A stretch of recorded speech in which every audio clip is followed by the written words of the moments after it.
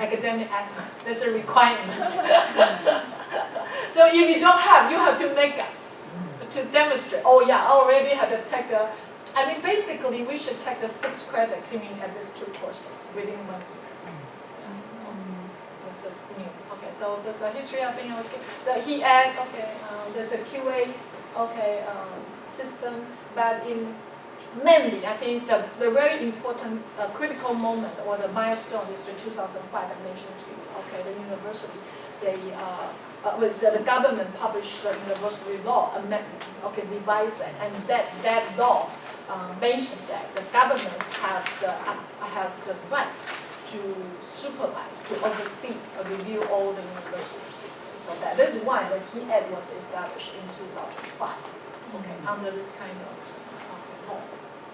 Okay, so far this is about the Taiwan systems. We have the national, local, international. Okay, and then in addition to the HEAD, we still have the Taiwan assessment evaluation. This is a private one, and we have the TMAC. This is a professional one, and the IET, the members of Washington Court, is also the professional one, and then the business or professional one. So now you can see they're quite diversified, right? As the whole system composed of the national, local, international, and the general accreditation and the professional division. So that is about the systems really differences. Okay, and now this is our chairman, and now this is our current chairman. He's a former minister of the education. Okay, and I'm the 7th executive director. But luckily, I'm the first female. I would say all males. Luckily, I'm the first female. Okay. So since we have the first female president, now we have the first female executive director. Yeah. And this is the HEAD accreditation. So we do both institutional and a program. And before, the government covered all the costs. Okay. But now, since this year, the government announced a new policy. It means the program accreditation, will become the voluntary. So it means that, the government will not pay. So the university you want to review your program externally, university they got to pay for themselves. So the different focus. But the very last, now currently, we are conducting the institutional accreditation, and we focus on the institutional research. That's the IR. We hope that the universities could really make a good quality decision and then the policy. So we hope that it could have like a so-called IR office, International Research Office, to really collect the long-term data and then to combine all your database, right? And then to really, very specific topics that your university want to focus on, and then to have the evidence to provide it. To provide the university presidents or the leaders to make the good decisions. So now this is the main focus of this review. Okay. So the criticism, so skip that. And so now this is IR is what I mentioned to you that, and we hope that all the institutions they will have this kind of office and then to collect all the data long term and then to make the decisions. So that is finally, I think that's possible. But here actually we've done the general program institutional reviews, but in a certain way we still believe that the internationalization is very important. So we have the 2 initiatives. One very successful is what I mentioned, mutual recognition. I remember that I told you in Asia actually the APQN did not succeed, right? Because of the lack of the funding finally. But this is the only successful case that in Asia. There's a mutual recognition between Malaysia and the HEAD. So at that time, I was the member and I implemented this kind of initiative. So finally, we reached the goal, and those are the criteria. We try to compare everything, the 2 agencies, in terms of the powers of responsibility and even our qualification framework, or no matter what levels and the learning outcome, etc. And the most important thing is how we implement the QA exercise and the activities. So finally, as soon as the agreement has been achieved, and then we now each other, we publish all the results on the website and we link with each other, and then the student realize so all the information. So if you really want to realize the Taiwan's institutional program reviews, the outcomes, you could get into this kind of website and all the information, accredited, conditional accredited, and the period very clear. And then this is another international activities that we did. We review, the Macau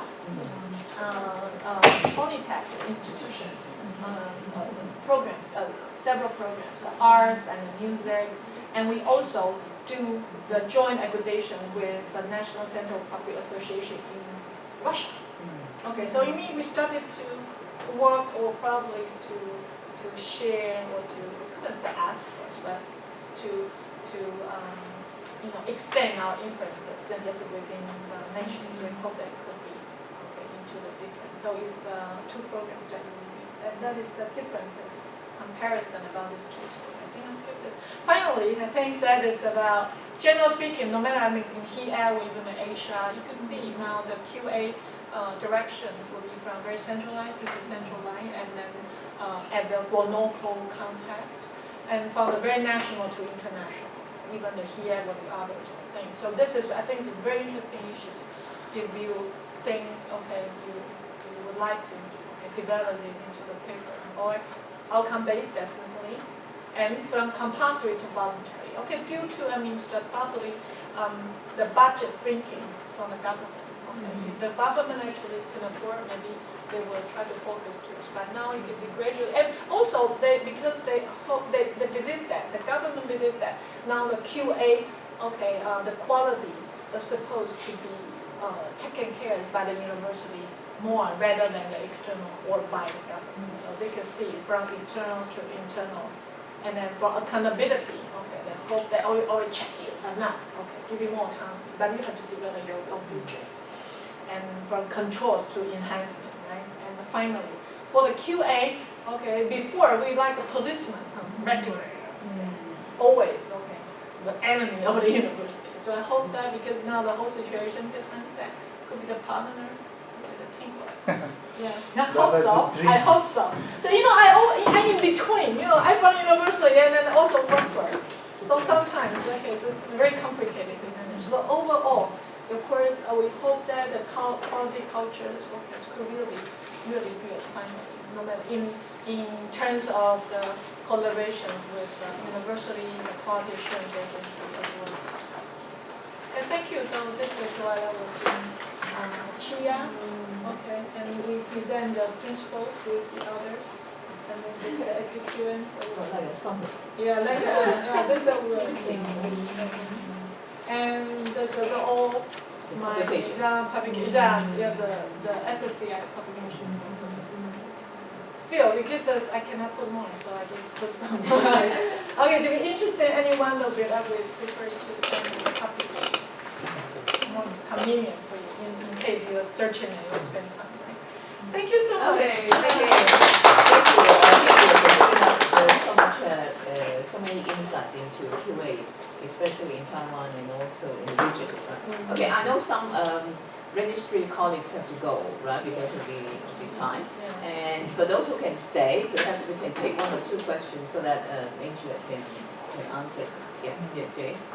Yeah, please feel free to stay. I have a lot of questions and discussion. I hope that more senior administrative members of this university attended this presentation because I think it was really relevant for the future of our university.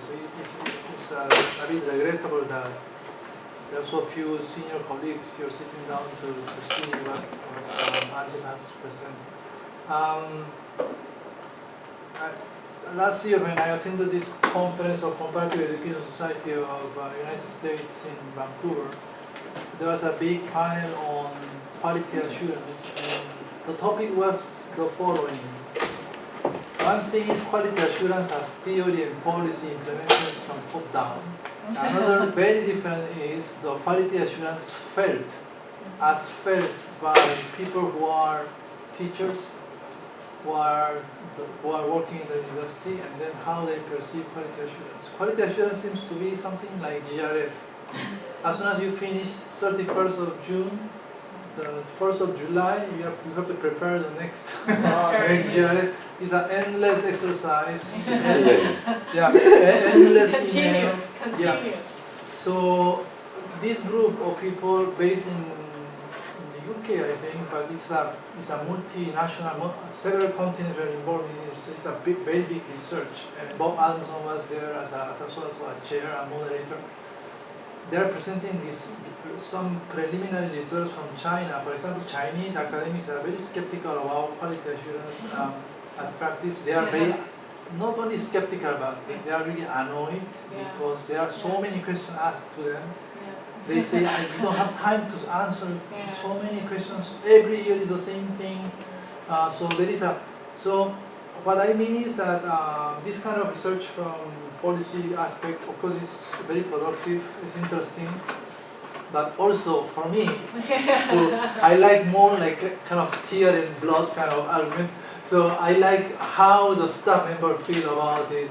You know, my PhD students, the Korean PhD student who is studying with me, under me, he says that every time that there is a quality assurance in South Korea, the classroom, students are trained to behave in that, for that quality assurance session. The students are trained what to respond, what kind of issues to bring out, and what kind of thing.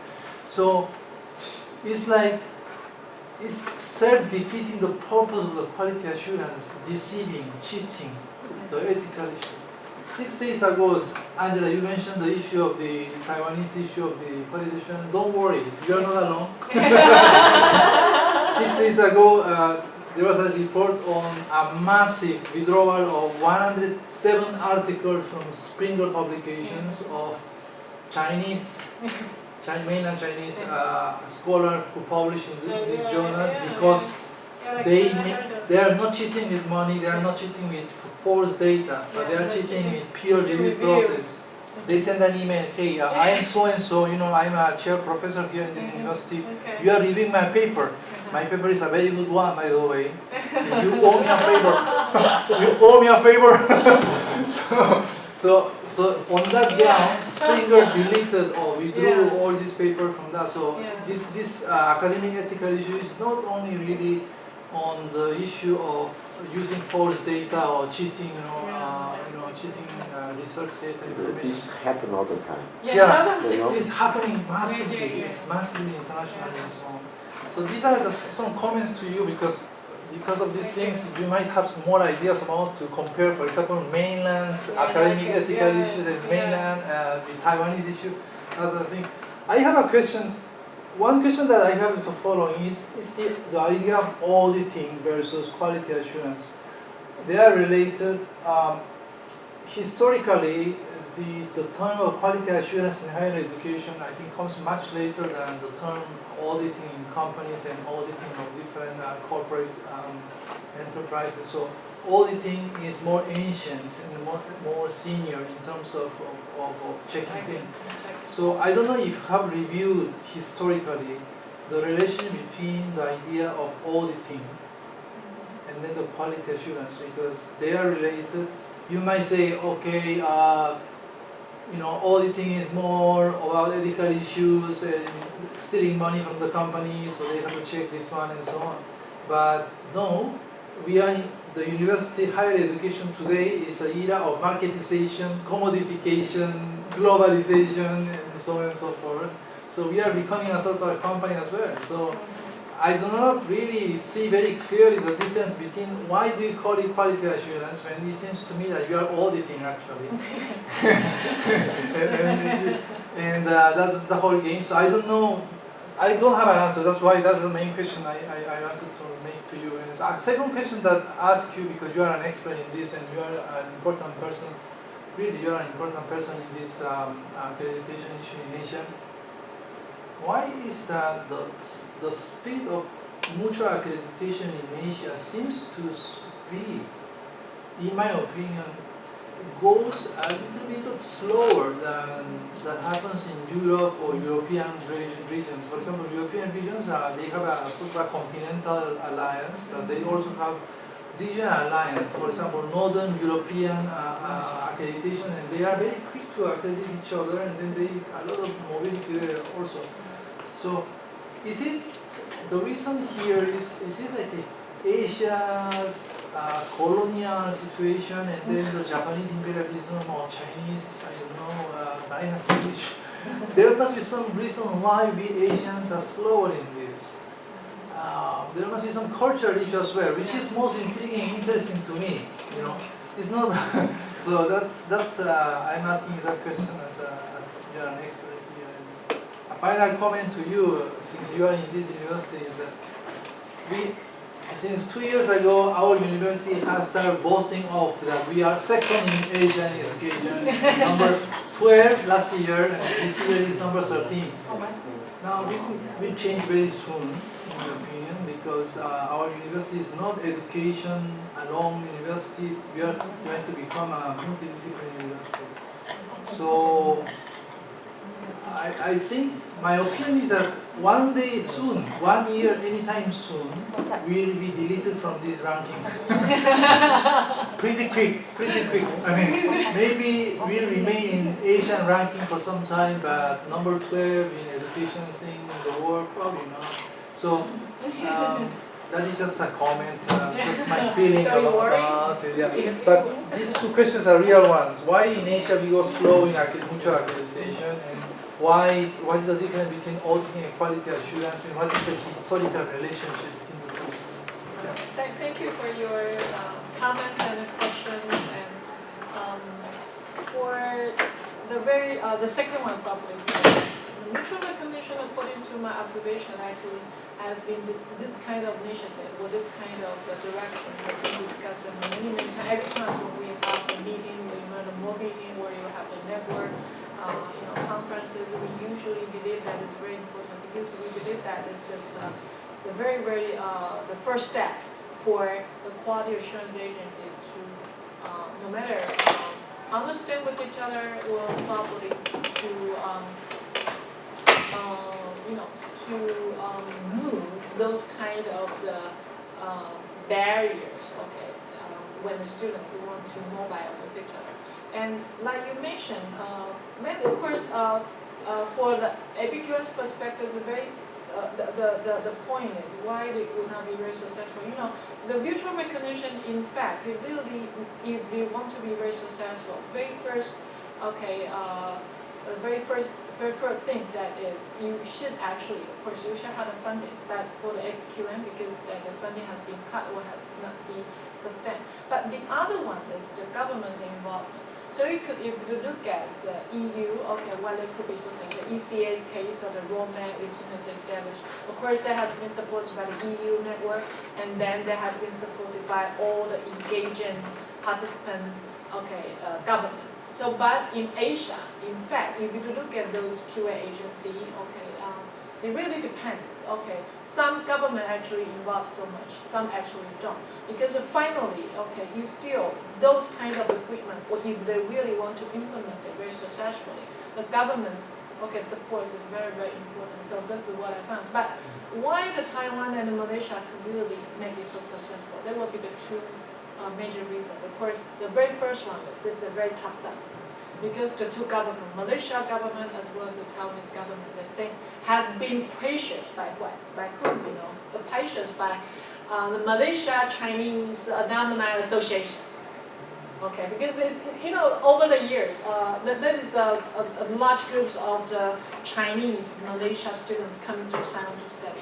But however, as soon as they get a degree, the qualification will be recognized by the Malaysia government. So this is why they cannot really get a job or to apply for the governmental employment. So for the long run, means this association, they really pushed the two governments. Okay, at that time, I think, at that moment, it seems it was a good moment, because the two government, the leaders, they all believe that that is the good initiatives to implement. So with support, actually, what I mentioned is a very, very top-down. the government, they say, okay, this is an initiative we really want to do with each other. And then, but because the political reasons, the diplomatic reason, Malaysia and Taiwan, we don't have the diplomatic relationship, right? They cannot really do it governments to government. So this is what I think. Why not we let the independent professional body, okay, to make it, okay, done. So this is why the Q agency in Malaysia and Q agency, okay, he act in Taiwan now. We started supported by the two government, and then we started to sign agreement, and then to, okay, develop our workflow and all the criteria, okay, and very, very quickly, okay, within I think it's the 8 months and 1 year that has been done. Push, because when I was in that period, I very often receive the government's call, okay, how about the progress, okay, because now we're pressured by a alumni association. So this is a certain way, though we without a political, okay, support or some kinds of, certain influential groups to really push it, probably that cannot really be done. So this is why the Epicurus projects finally failed, because like the net, like what we said, India, the New Zealand, Malaysia, at the time actually the government did not really involve, just within the QA agency. They see, oh, that would like to do it. But since without the funding, and then most of the agencies, oh, who are you going to pay it, right? And then probably they would not think they would want to continue it. So this is one. But colonization, I'm not quite sure if it was. But I think you could get into more detail. If you don't have the answer, please let me know. Please let me know. If you do have some observations, please let me know. But for my observation, I did not really think so. But however, the trust also is another reason. Okay, for my observation, I still believe that that a QA agency in developed country and then the developed country and developing country still, I don't think the trust has been established. We still don't do that. I just wondered, I'm not quite knowledgeable in the QA section in higher education, but I'm more interested in QA in secondary school, that kind of. Yeah. But when I look at the QA in higher education, I'm quite surprised that the student learning outcome is only very minor part of the whole thing. So I'm quite surprised about it. It doesn't mean that you have all these kind of procedures, policy, QA criteria, but when you look back, the student outcomes are only a very small part. How come this happened? This is really surprising. That means I can have very good procedures, but the student learning outcome may be very poor. Does it mean that that's the case? And when I look at it, mutual recognition is really difficult to, let's say for example, you to ask MIT to recognize your program from, let's say, Philippines, okay, university. It's just not the same standard in a way. Okay, how can you, one university try to struggle with standard, and our one is struggle for excellence, they have mutual recognition in this way. Okay, that's almost impossible. I'm not sure talking about different country or different countries, but of course there will be a issue there involved. But also I think that some of the programs, even in US, may not be only very match the standard rather than excellency. Okay, and for example, I'm not sure whether Hong Kong is. We should be developed countries, right? I assume that in that way. Okay, and which Asian countries should be considered developed in the center? So I just wonder how the judgment for the QA expert, okay, will look at the criteria, whether you should focus more on student learning outcomes or the program quality or teaching quality rather than those procedures and policy, that kind of things. Yeah, I think for the learning outcome, indeed, So though it's a part of the QA procedures and standards, however, that is the final, because say, there is the because this the we really want to check through those kind of the process for the QA perspective. Okay, how you going to assure the outcomes could be achieved? Because that you may like you mentioned, the outcome probably cannot really compare with each other. Like this, the lunch, we really talk to each other. We cannot really for the QS perspective. We don't really want to compare the outcome like your universities to probably the other university, because we definitely believe that they cannot be really compared from the QA perspective, because your field will be different, your future will be different, your students will be totally different.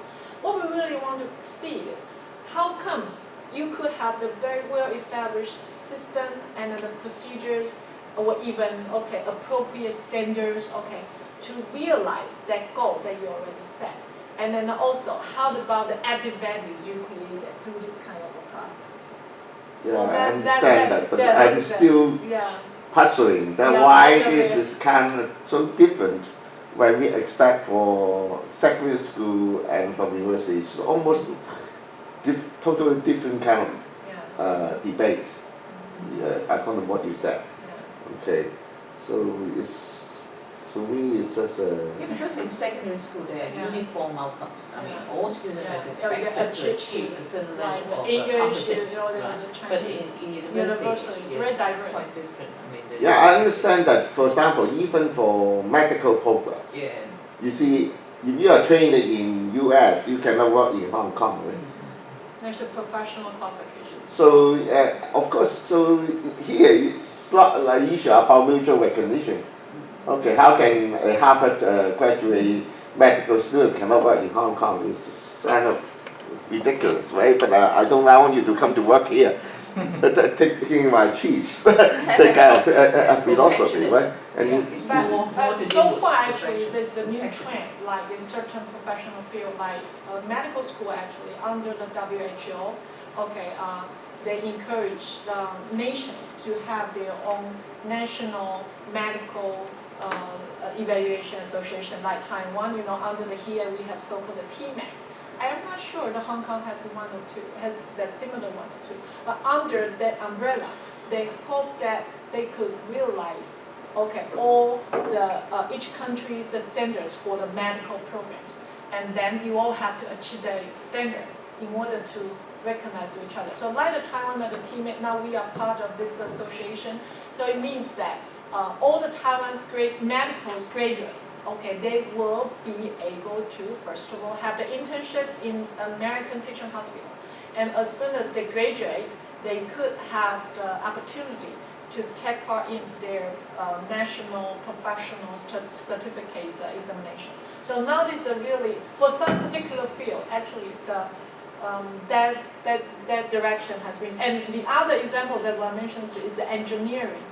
I can understand under the Washington Accord. But for overall, of course, it's now the country-to-country, system-to-system. I think it's still the way to go.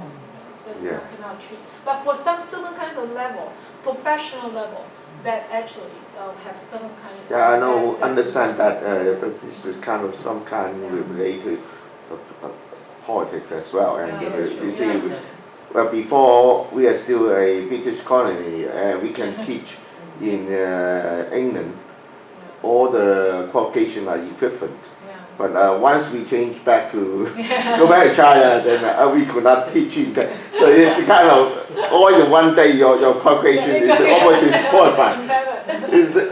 It's not about accreditation, right? It's about unification. It's about where you come from. Integration. Yeah. So. Any questions? Thank you so much. I have a few questions. One, I'd like to give you a brief, maybe 1 or 2 lines about Uganda's water assurance. Basically here, there is really political influence. When I look at our country, before one maybe heads the Water Assurance Association must be in good books with the the pro-government, green government. Otherwise, if you are not in books with them, then you can't head the quality assurance association in higher education. Whatever qualification you may have, or maybe, I don't know how to even mention it.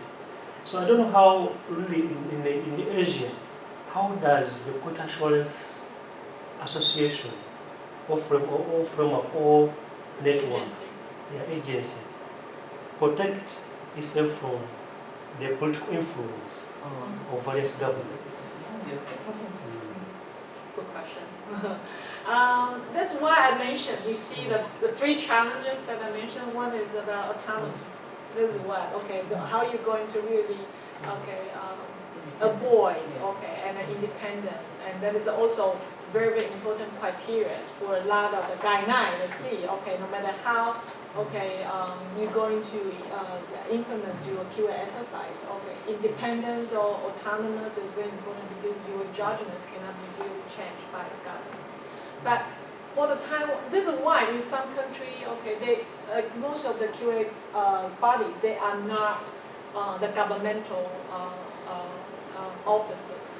Okay, they're very independent. Though we have most of the fundings from government, like my agency is this kind of a case, and then Japan is the same. Okay, they are not part of the the government's administration, but quite affiliated with the governments. But on the other hand, this is also cannot really explain or cannot be really differentiated very clearly. For the HES case, indeed, I always tell everybody, okay, we are very professional, very independent, but when it comes to the budget,